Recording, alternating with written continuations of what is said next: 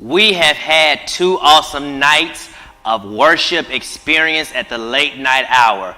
This is our last night. This is the conclusion of the matter, and I do pray that you are blessed by these services that have been rendered virtually by our own late night chairman, Dr. F. Bernard Mitchell, the pastor of Zion Hill Missionary Baptist Church there in Mendenhall, Mississippi. He reminded us that this has a purpose. He reminded us to hang on in there.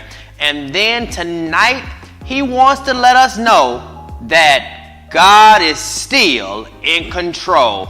He's in charge of whatever you may be experiencing and whatever you may be going through. All you have to do is take it out of your hands and put it over into the hands of the Lord and see how God will work that thing out on your behalf. Thank you for joining us this week. Let's go into service. We do want you to be blessed, and I want you to fasten your seatbelts for this last night of worship and this powerful message that will be given to us by our late night chairman, Dr. F. Bernard Mitchell.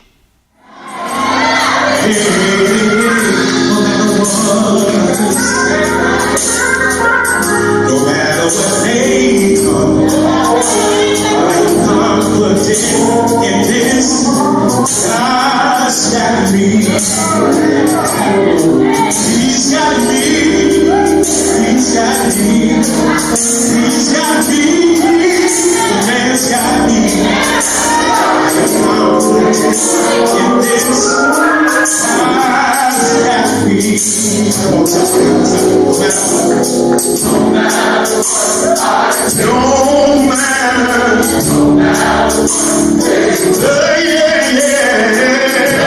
what,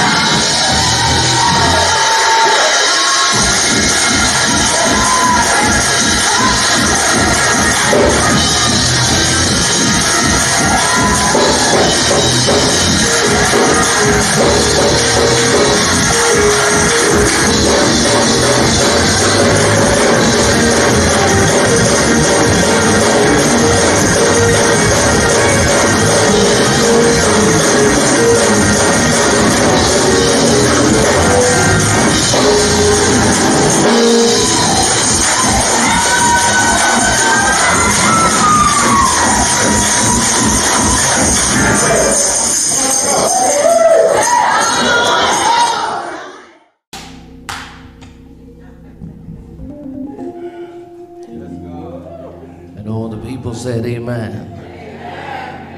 It's another day's journey, and I'm glad about it. It's not because of something I've done. It's not because of something I didn't do, but it is by the grace of God I made it. It's by His grace I'll continue to make it. I cannot make it without the grace of God. Giving honor to Pastor Griffin, to all of these, my fellow preachers of the gospel, to the deacons and officers of this great church, visiting officers if there be any, to all of you, my brothers and sisters in Christ. Again, it is good to be here. We thank God for giving us just one more day to come to His house just to praise His name. For again, I must bear record, there is no greater name to be praised than that of the name of Jesus. For it is still in the text tonight, at the name of Jesus, every knee must bow and every tongue must confess. Give this music ministry a great big hand for blessing us tonight and leading us into worship. Thank God tonight that I have one of my best friends and also one of the sons of Zion Hill. Pastor James Thomas is with us tonight. To give him a great big hand for sharing with us. Come with me tonight to the book of Mark.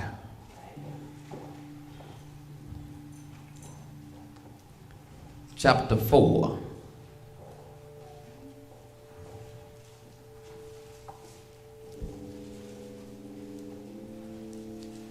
I want you to look at verses 38 and 39. Mark chapter 4, verses 38 and 39. There you will find these words. And he was in the hinder part of the ship, asleep on a pillow. And they wake him and say unto him, Master, carest thou not that we perish? And he arose and rebuked the wind and said unto the sea, Peace, be still. And the wind ceased, and there was a great calm. Thank you. You may be seated. Look to your neighbor. Tell your neighbor tonight, He's still in charge.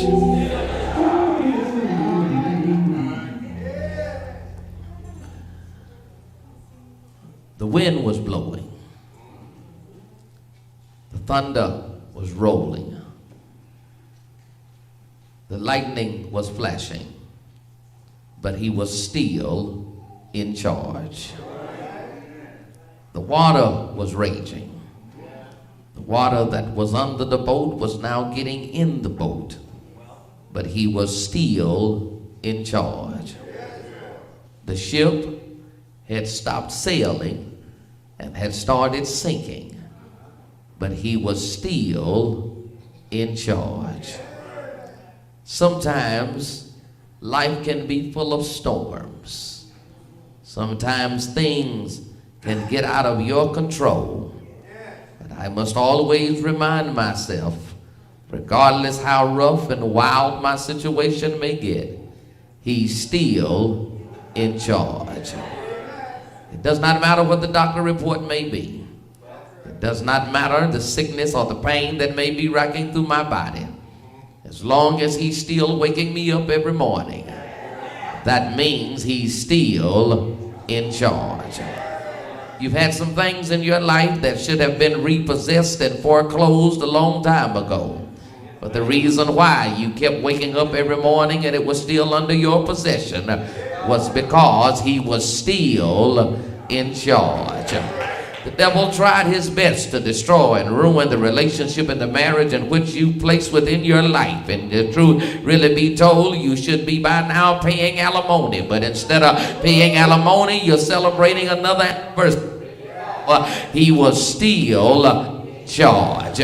Sometimes, my brothers and sisters, it looked like at work You should have been either demoted, you should have been put on probation, you should have been suspended, or you should have even been fired. But instead of any of that going on in your life, you got promoted. And the reason why is because he was still in charge. Sometimes when it looked like that the devil is in control of the church, when it looked like that he's sitting on his throne and tearing up everything that ministry and the kingdom is trying to put together, when it seems as if that he's always got the best of the church, but it looked like he failed to realize that when he's got the best, the Lord is always working it out for it. That's because he's still in charge. If you are a child of God, you should know by the reason of Paul telling you that all things work together for the good of them that love God and called according to a purpose. Does not matter what I'm going through, does not matter how rough and rocky, dismal, detrimental, or dilapidated my dilemma may become. I know as long as God is still sitting on his throne,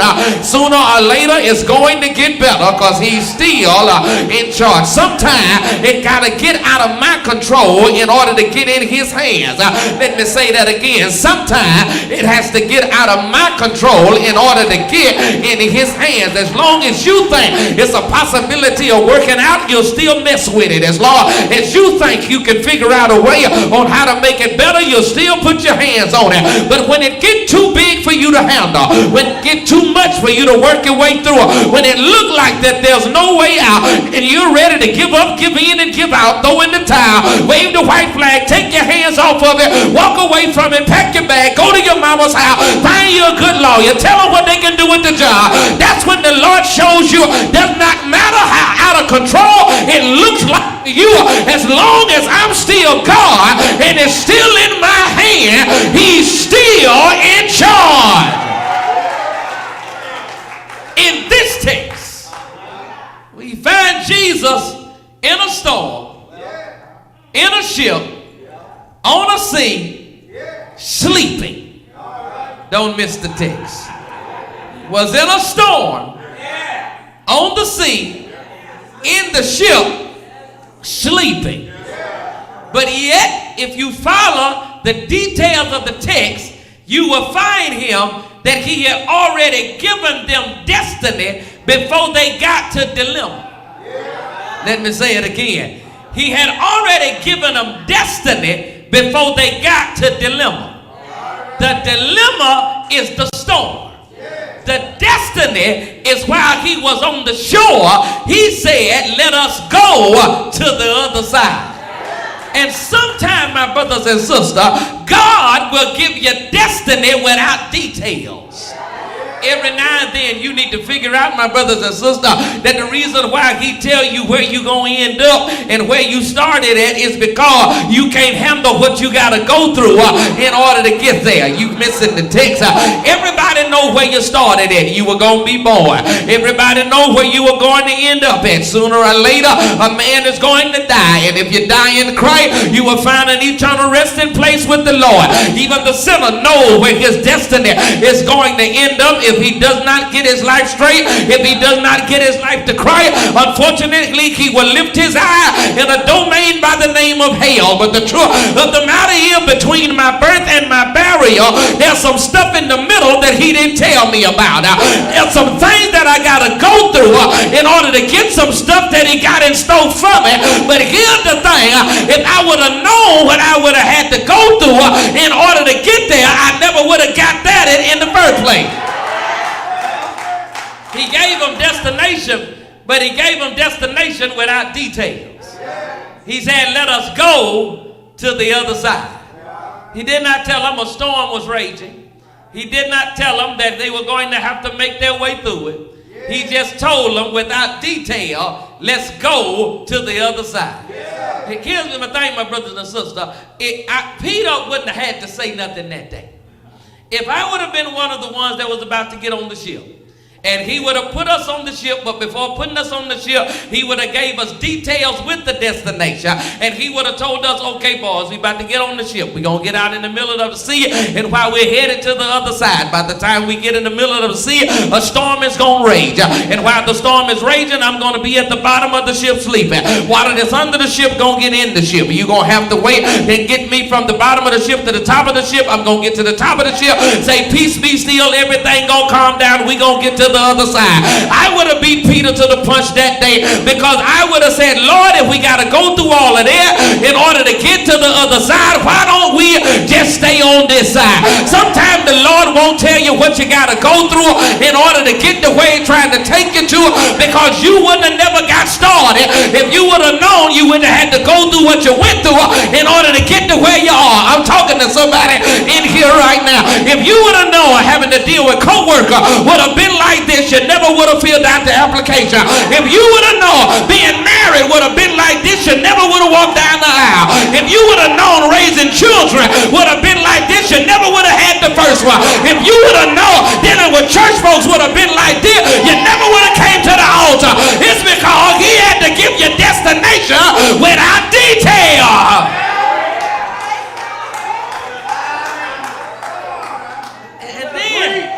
And then he told them the part that pertained to him. He said, get on the ship. That's their part. We're going to land on the other side. That's their part. A storm is going to rage, and I'm going to handle it. That's his part.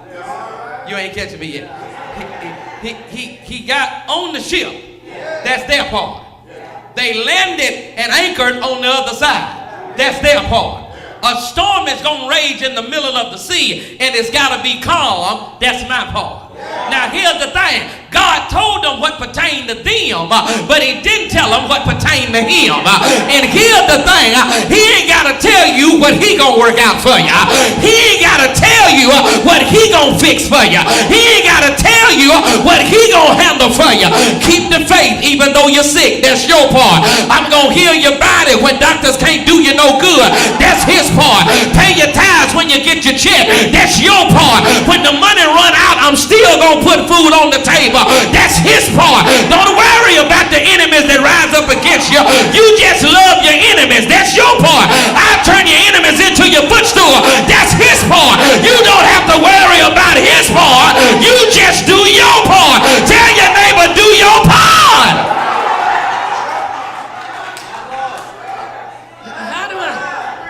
How do I know? With all of this raging around me, with all of this storm going on in my life, how can I get assurance he's still in charge?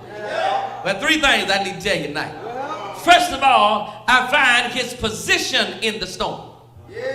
The text says he was in the hinder part of the ship. Now, the hinder part means he was in the bottom of the ship. But he wasn't just in the bottom of the ship. It means he was in the bottom back room of the ship.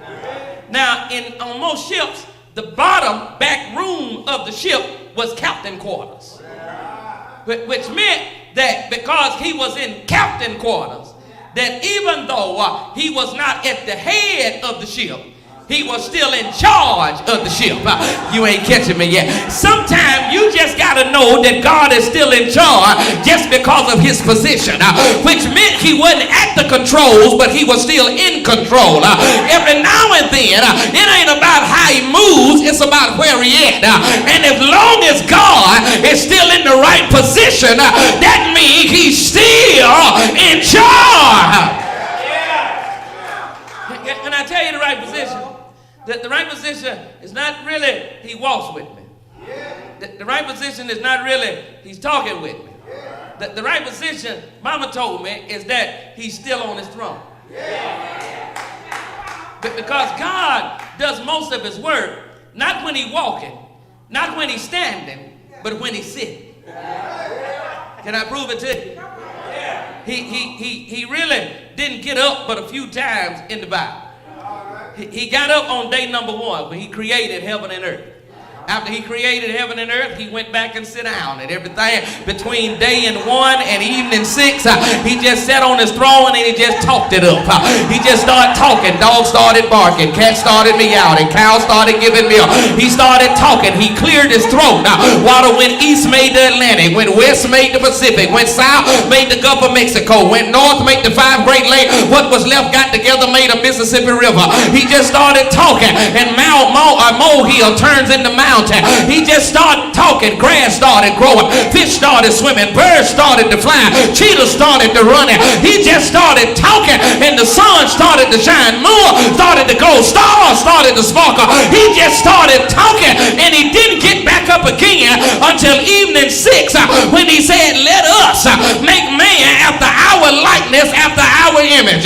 He made man, then he made woman. He put man and woman in the garden that he had talked up, went back and sat down, didn't get back up again until Adam messed up in the garden, got back up out the garden, got Adam out the garden, told him, I'm going back to sit down. I'm not getting up again, but I got a son that's going to get up. And when he get up, he going to bruise the head of the serpent, and the serpent going to bruise his heel. He got up, came through 42 generations, born in Bethlehem, stayed here 33 years, died on the cross, resurrected Sunday morning, 40 days later, told me at the Mount of Galilee where he was going. He said, I'm going back to sit down by the right hand of the Father. And he told me how long he gonna sit there. I ain't getting up again until Daddy say it's time to come back to get you. So everything he done handled in my life, he actually handled it sitting down.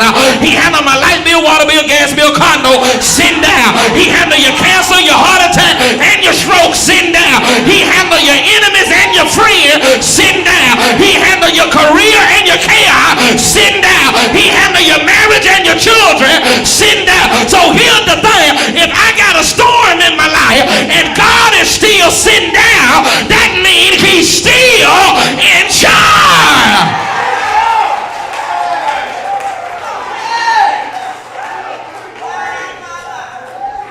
Position here, he's in the back room of the ship. But then his position in the storm is that he's sleeping, not worrying, not complaining, not in chaos, but sleeping. Can I help somebody in here? Don't get his calmness confused with unconcern. That don't do like the disciples. Just cause he calm doesn't mean he don't care. You ain't catching me yet. That sometimes you get confused on how you supposed to react to the storm. The reason why you get confused is because if God is calm, why you upset? If God is at ease, why you at so much dis-ease? Now if he get worried, I get worried too. If he get upset, I get upset too. But if God is still calm, then you ought to still be calm. You ain't catching me yet. As long as God is on the scene, he ain't always got to do something.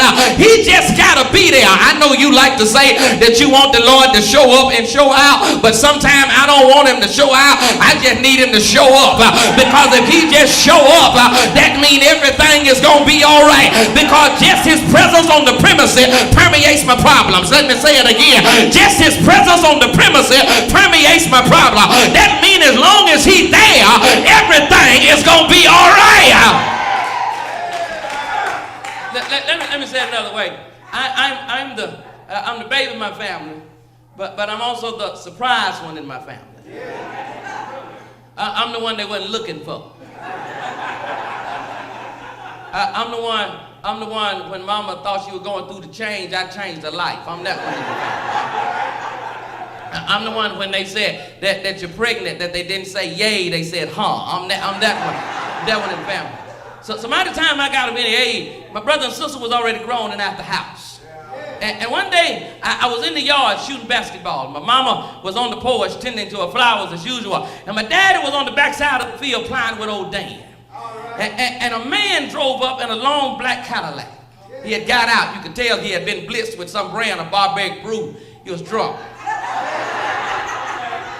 And he got out and he thought it was just a little boy and his mama. And he started walking towards my mama talking crazy.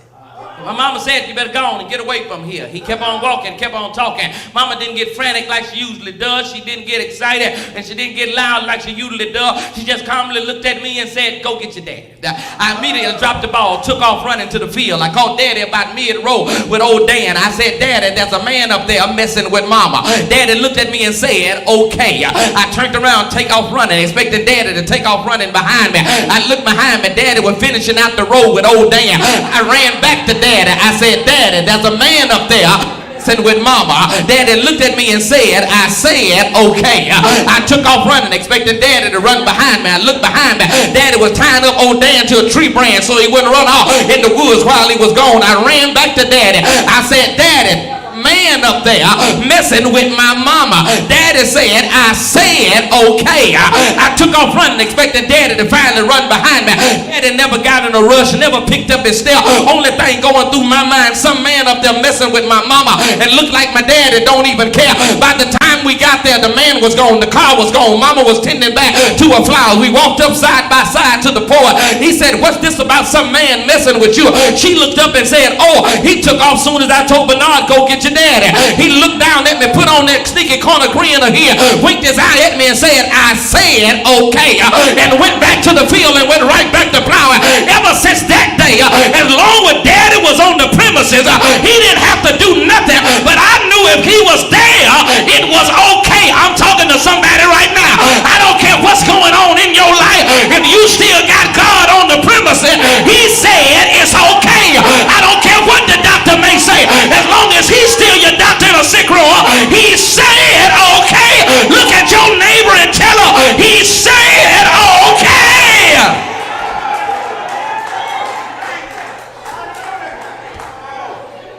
I got the position in the storm, but then secondly, he's still in charge because I see his process in the storm. Every storm has a purpose. And if you're a child of God, the storm is not to destroy me, it's to develop me. The storm ain't really to break me, it's to build me. The storm ain't really to make me weaker, it's to make me stronger. But in order for that to happen, it's a process that got to go on. The process is in the text. But first of all, if you look at it, the text said that they had to awaken him. Now here's the thing, in order to awaken him, if you look at Luke's writing and transition of this text, you have said that the storm was in the disciples was in jeopardy. That word in jeopardy means they were dying, which means if you read the text, they were paling the water out of the sea, out of the ship, trying to get it back in the sea so they could float. But here's the thing, in order for them to get to Christ, they had to quit wrestling with the water and go and connect with Christ. You ain't catching me. In order for them to be able to wake up Jesus, they had to quit wrestling with the water and go and connect with Christ. Sometimes God push you through the storm so you can let go of your crisis and connect with him. Sometimes God push you through the storm so you can leave alone the trouble and start going to your way maker. Sometimes he lets you go through the storm so you can quit trusting in a medicine and start trusting in a miracle. Sometimes he lets you go through a storm so you can quit worrying about a bill and believe I'm already blessed. Sometimes he puts you through the storm so even though you got enemies, you know you still got a friend like Jesus. And in order for you to get to that, you got to quit wrestling with the water and go and connect with Christ. Now, here's the thing, Pastor Griffin. The text said they awakened him. That word awaken in the Greek, metaphorically, figurative, that means to become aware. Now here's the thing. Even though he was in flesh, even though he was in a body, he was no longer omnipresent. He wasn't everywhere at the same time. At this moment in his life, he was not omnipotent. He had some power, but he had yet to get all power. But one thing still made him God. He was still omniscience, which meant he still knew everything. Which meant that before they even got on the boat, he knew what was going to happen in the sea. So the text says they awakened him. And the figurative meaning in the Greek means to come to awareness. Now how could they come to awareness when he already knew that a storm was coming? Let me try to help you out. He didn't get in the storm so they could wake him up. He got in the storm so he could wake them up. Let me try to prove it to you.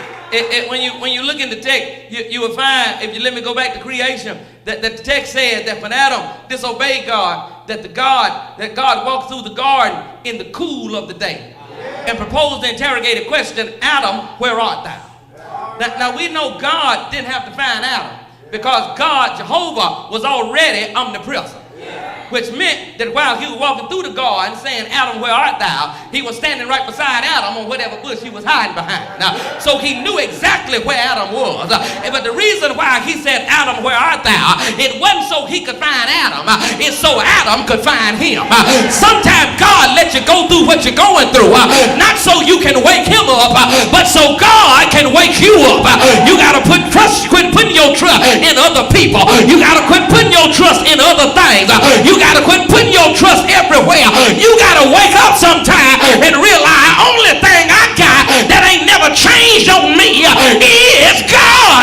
Only thing that I got that's always been stable in my life is God. And if I can't count on nothing else, I need to wake up and realize there's not a friend like the lowly Jesus. Tell your neighbor, wake up. Wake up. They woke him up. And he got to the head of the ship. But now here's what he did in the process. The text says when he got to the head of the ship that he rebuked the wind, said to the sea. Don't miss the text. He rebuked the wind, said to the sea. That word rebuke in the Greek means to fuss at. It means to speak sternly against. That word said in the Greek, but means just to speak to. He fussed at the wind. He only talked to the sea. The reason why the process here is because the reason why he rebuked the wind is because God knew the real source of the problem. Because you think the problem is what you see. But sometimes the source of the problem is what you can't see. Because the water never would have been raging if the wind wouldn't have stirred it up. And sometimes you get to fussing at the wrong thing at the wrong people because sometimes it ain't what you see that's giving you the problem.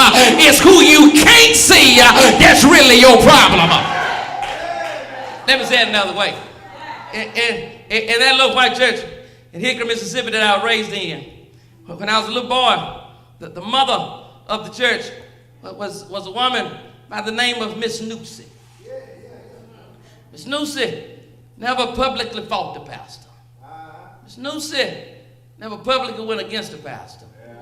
But whenever the pastor was doing something that Miss Newsy didn't agree with, somehow or another it always coincided with church dinner at Miss Newsy's house. And Miss Newsy would wait for the pastor and his family to leave. And she'd call all the officers of the church to come sit down at a table with her. And she'll start telling them what didn't need to go on at the next business meeting. She started telling them what they need to say. And when she pointed at one and tell them what they need to say to them, then she'd say, well, after you say this, he's going to say that. Then she pointed at another one and tell them what they need to say in rebuttal after he said that. When we got to the business meeting that day, that everybody was waiting on him to get to that part of the agenda. When they got to that part of the agenda and he brought it up, nobody said nothing. Everybody just looked in the corner, in the mother's corner at Miss Newsy. Miss Newsy never opened her mouth. Miss Newsy never raised her hand. Miss Newsy never stood up. All Miss Newsy did was just sit there and go. Once she nodded her head, one of the deacons hopped up, said exactly what Miss Newsy told her to say. As soon as he said it, the pastor rebutted in the exact same way. Miss Newsy said that he was going to rebuttal. She had been in church all her life. She was nearly 100 years old. She knew church etiquette and church policy like the back of her hand. Once he said the next thing, she nodded her head again, and then the next person popped up. Now here's the thing. The pastor thought that his storm was coming from the water that was raging over in the deacon's corner. But what he didn't realize was that the real source of his problem was not not the water that was raging in the deacon's corner, but because of the wind that was blowing over in the mother's corner. Everybody that you see in your face ain't your real problem.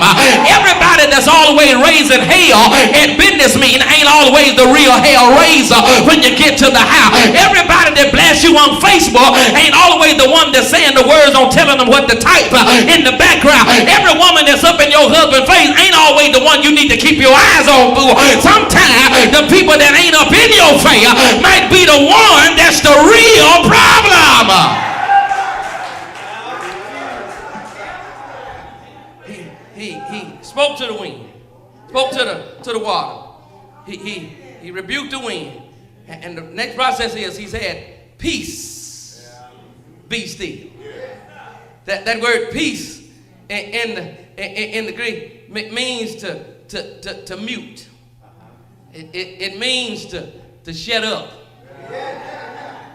What really mean, he didn't change the wind. He didn't change the water. He just put it on mute.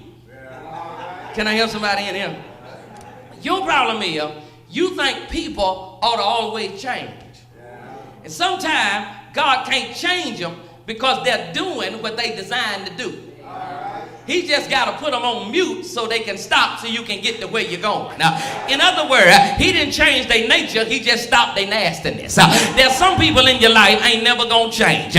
They just going to be who they are. They've been like this. They're going to always be like that. Here's the thing I figured out. Even though I'm a preacher, I understand without a shadow of a doubt that the scripture tells me I want everybody to go to heaven, but everybody ain't going to make it there. And the reason why I know everybody ain't going to make it there is because if everybody was designed to make it there, he wouldn't be building a hell right now. And the reason why he building a hell is because some people it's just in their nature to be hellish. And the reason why I got to understand that I ain't got to fuss with them. I don't need to argue with them. I just need to put them on mute until I get to where I'm going. I'm talking to somebody right now. Tell your neighbor, put them on mute. When you go home tonight, don't call another argument. Don't let him pick a fight with you. You just keep on walking to the living room and put him on mute while you're going to the bedroom. When you go to work in the morning, you ain't got to fuss and fight with nobody while they talking crazy to you. You just put them on mute till you get to your own day. When you get to family dinner, don't you let them ruin that good meal another Sunday. You just put them on mute and keep on enjoying your collard green. It's because if I just put them on mute at media, if I just put them on mute at ministry, sooner or later they'll either leave me alone or the Lord will let me get on past them out the way. I just need to put them on mute because it's their nature just to be nasty. Tell your neighbor it's their nature. That's why really you can't get mad at them. Because everything we're really doing what it was designed to do. The wind was created to blow. It will blow. The water was created to rage. It was raging. But man was created to believe, but he was doubting. You ain't catching me there. Everybody that was in the scene was doing what they were supposed to be doing except man. Here's the thing. If you look around your life, everybody that's around you that's doing wrong is doing what they're designed to do. But the one that's you that's supposed to be doing right is the only one that's not doing what it's designed to do. Let me try to prove it to you. Don't get mad at the person when they lied on you again. They didn't tell the truth again. Let me help you out. That's why they're called liars. Don't get mad at the person because he took his check again and he went to the casino again and he lost it all again before he paid a bill. That's why he's called a gambler. Don't get mad at the one that got up in your face, smiled all up in your face, and soon as you turned around he stabbed you in the back. That's why he's called a backstabber. Don't get mad at sister girl because she all up in your man face with her fake hair, her fake nails, her fake eyelashes, her fake eyebrow, her fake eye color. That's why you call her. You know what you call her. She just doing what she designed in order to do. I can't really stop their nature. I just gotta let God put their nastiness on mute so I can get on by.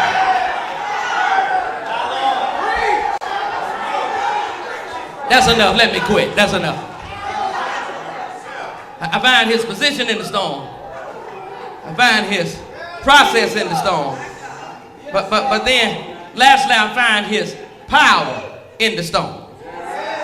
His power in the storm is that when he said, peace be still, it obeyed. The water obeyed it. The wind obeyed it. The boat obeyed it. But the disciples disobeyed. How do I know it? Because he didn't get mad at the wind was blowing. He didn't get upset with the water raging. He didn't talk about how the boat was floating. But he did get mad at the disciples for how they were not believing. Tell your neighbor, do what you're supposed to do. If I just keep on believing, then God will take care of the rest. I got to stop. If you look in the text, you will find out the power of God. The power of God is that it said that there was a great calm. Now back up in the text, at the beginning of the story, it says that it was a great storm. Now at the end of the text, it said it's a great calm. Great storm, great calm. Great calm, great storm. You can't have a great calm without a great storm. You ain't catching me there. Sometimes you can measure how much God is going to bless you, not according to your blessing, but according to your burden. God ain't going to give you a big burden without giving you a big blessing. Look at your neighbor and tell your neighbor, this got to be big. In other words, he's not going to give you a Mercedes worth of hail and give you a Mercury blessing. He's not going to give you a BMW burden and then give you a Buick blessing. He got to make sure that whatever he give you is equivalent to whatever you went through. So sometimes you can shout while you're going through it. It's because the greater the storm means the greater the calm. So his power is to show him that the wind was blowing, the water was raging, the boat was sinking, but he still had it all under control. Tell your neighbor it's under control. I'm talking to somebody right now. Things are getting crazy in your life. Things are getting confusing in your life. Things is getting rough in your life. But don't worry about it. He got it all under control. I know it look like you ain't getting any better. I know like the medicine getting you sicker instead of well, but don't worry about it. He got it all under control. Look like the harder and harder you work, the more and more in debt you get, but don't worry about it. He got it all under control. I gotta stop. There's a story I'm reminded of as I go to my seat. There was this boy that was having trouble with the bully. The bully was always roughing him up, putting his hands on him, and always picking on him. The boy did everything he could figure out to try to get the bully to leave him alone. He tried to avoid him. That didn't work. He tried to make him laugh. That didn't work. He tried to befriend him. That didn't work. When he tried everything he knew to do, he had only one other alternative.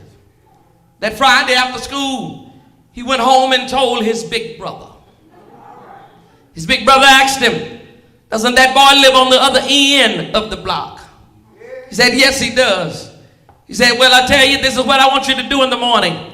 I want you to get up, go to the other end of the block, knock on the bully's door, ask the bully to come outside, stand him in the middle of the sidewalk, look at him face to face, and tell him I'm tired of you always picking on me. And I don't want you to ever pick on me again. Then tell him I'm tired of you always putting your hands on me. And I don't want you to put your hands on me again. Turn around and come back home. The little brother said, well, big brother, all of that sounds good, but I got one question. While all of this is going on, where are you going to be? He said, I'm going to be here at the house. He saw the worry come across his little brother's face. He said, listen, all your life, I've been your big brother. I've never let you down. You just go on and do it the way I told you to do it. And if anything else happened, you just remember I got it all under control. The little boy got up that next morning, walked out on the porch, looked at his brother sitting on the swing on the porch. His big brother said, go on and do what I told you to do. And remember, I got it all under control. The little boy walked to the other end of the sidewalk, knocked on the bully's door, asked the bully to come outside. Stood him in the middle of the sidewalk, looked at him face to face. The bully towered over the little boy. The little boy took a deep breath and said, I'm tired of you always picking on me, and I don't want you to pick on me ever again. The bully opened his mouth as if he was about to say something, looked up and said, okay, I won't pick on you ever again. Ain't the Lord all right?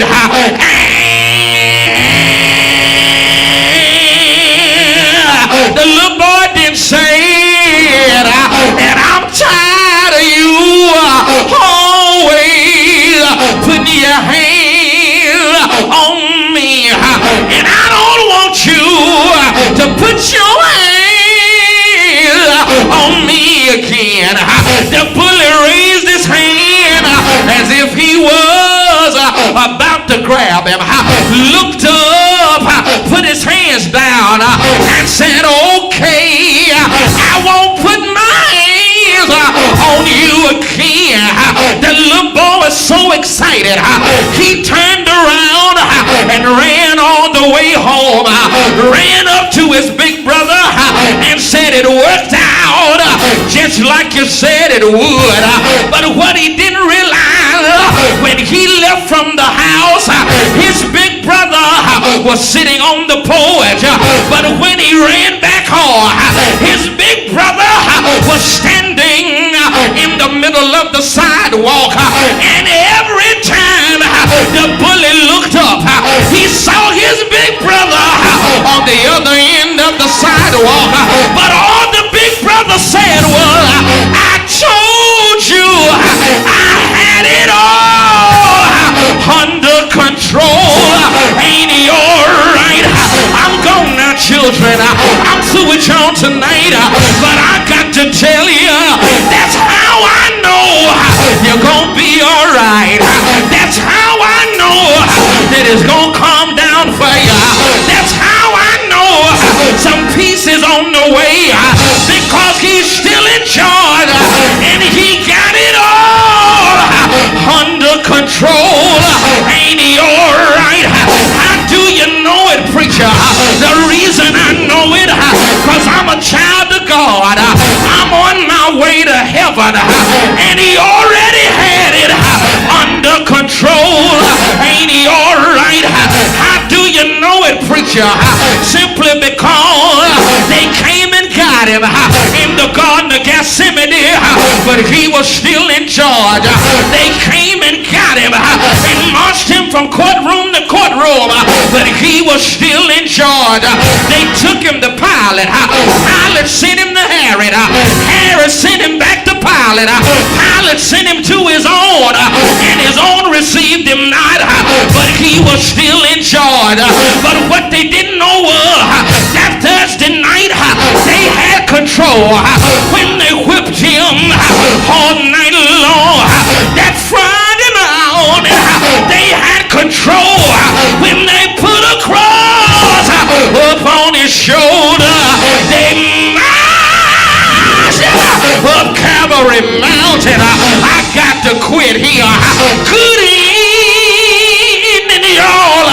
God bless your heart. I got to leave you now, but before I go, I got one more thing I got to tell you.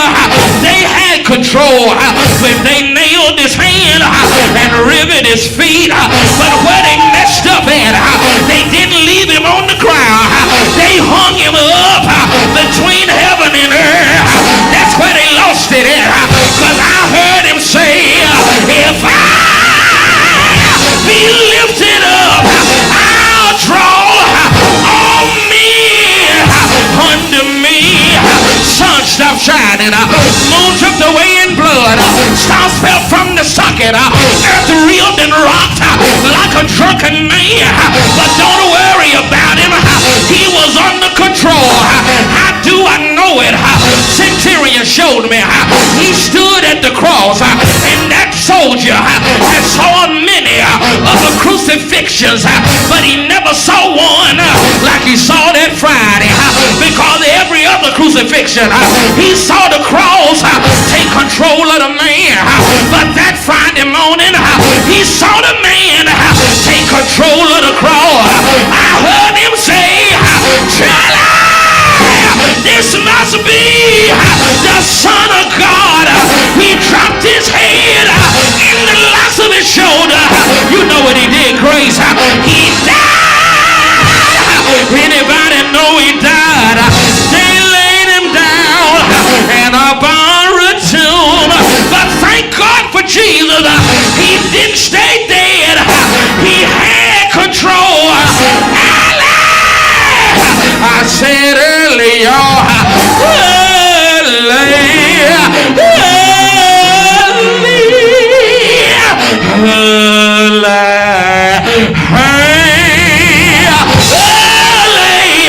Sunday morning, got out the grave, heard him saying, I got all power,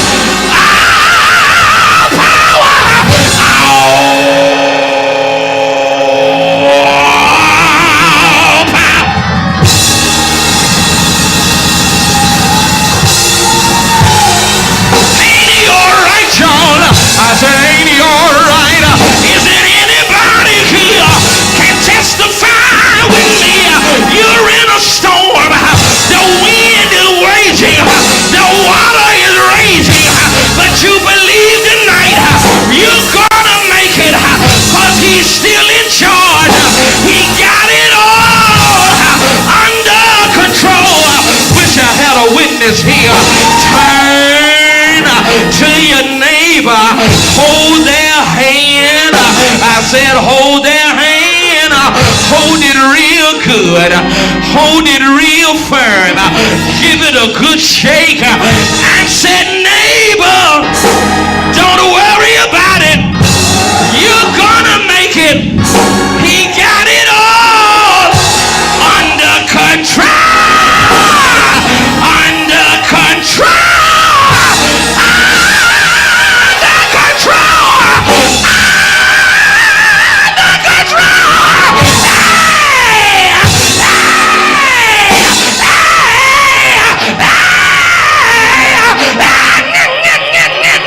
Ain't he all right? I need one more witness. Turn to your other neighbor. Put your arms around him. Hold him like you love him. Hold him like a child of God. Hold him real close. Hold him real tight. Rock him and reel him. Reel him and rock him. Said, neighbor, shout with me, praise him with me. I just got good